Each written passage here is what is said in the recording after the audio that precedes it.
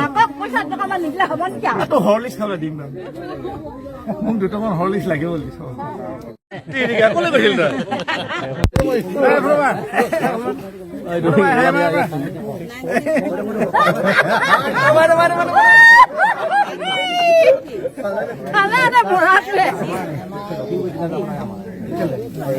কৈছিল অন্তৰ্ভুক্ত হোৱা 6খন গাঁও পঞ্চায়ত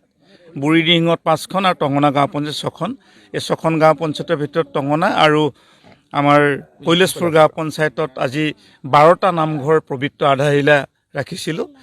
আৰু বিধায়কৰ পুঁজিৰ দ্বাৰা আৰু অসম দৰ্শনৰ পুঁজিৰ দ্বাৰা আজি য'ত আমি আছোঁ তাত এইটো ৱাট হৈ আঞ্চলিক বৰনামঘৰ আৰু এই নামঘৰটি যথেষ্ট পুৰণি প্ৰায় 200 বছৰ পাৰ হৈছে নহয় জানো 100 বছৰ গৰকি গৈছে ইতিমধ্যে ৰাইজে কৈছে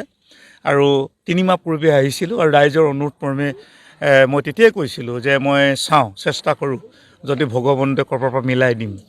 গতিকে ইতিমধ্যে আমি টকা এটা পাইছিলোঁ তাৰে 8 লাখ টকা দিছোঁ আৰু খুব সুন্দৰকৈ নিৰ্মাণ কৰিব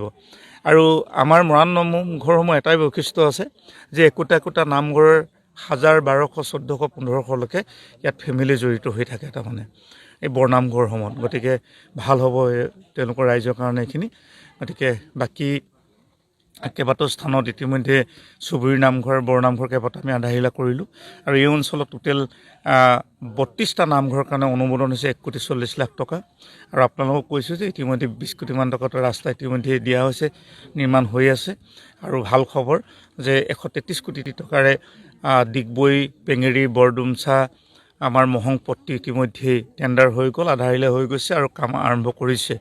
গতিকে অহা দিনবিলাকত এই অঞ্চলটি অন্তৰ্ভুক্ত হোৱাৰ পাছত আমি কাম কৰিবলগীয়া যথেষ্ট কাম আছে ৰাইজেও সেইখিনি সহযোগিতা বিচাৰিছে আৰু ৰাইজেও ভাল পাইছে মই ইয়ালৈ অহাৰ কাৰণে আৰু বিশেষকৈ মাননীয় মুখ্যমন্ত্ৰী ডাঙৰীয়াক আমি ধন্যবাদ দিবই লাগিব তেখেতৰ প্ৰচেষ্টাতে ইতিমধ্যে আমি ইয়াত 20 কোটি টকা দিছোঁ আৰু যিবোৰ অনুদান মই ডিগবৈৰ উপৰি ইয়াত দিবলৈ সক্ষম হৈছোঁ তেখেতৰ কাৰণে গতিকে এই ক্ষেত্ৰত বিশেষকৈ আমাৰ মুখ্যমন্ত্ৰীৰ লগতে চৰকাৰৰ সকলোৱে মই ধন্যবাদ জনাইছোঁ ৰামেশ্বৰ তেলী ডাঙৰীয়াক আমি ধন্যবাদ জনাইছোঁ আৰু বিশেষকৈ এই অঞ্চলৰ মোৰ যিসকল কাৰ্যকৰ্তা আছে আৰু এই অঞ্চলক ভাল পোৱা ভূমিপুত্ৰ মৰাণ মটক কছাৰী বিভিন্ন জাতি জনগোষ্ঠী চাহ জনগোষ্ঠী নেপালী জনগোষ্ঠী বা আমাৰ আছে বহুত জনগোষ্ঠী আছে জনগোষ্ঠীসকলেও প্ৰতিটো জনগোষ্ঠীৰ কাৰণে কিবা নহয় কিবা এটা দিয়াৰ প্ৰয়াস এটা কৰিছোঁ আৰু অহা দিনবিলাকত বহুত কাম আমি ইয়াত কৰিম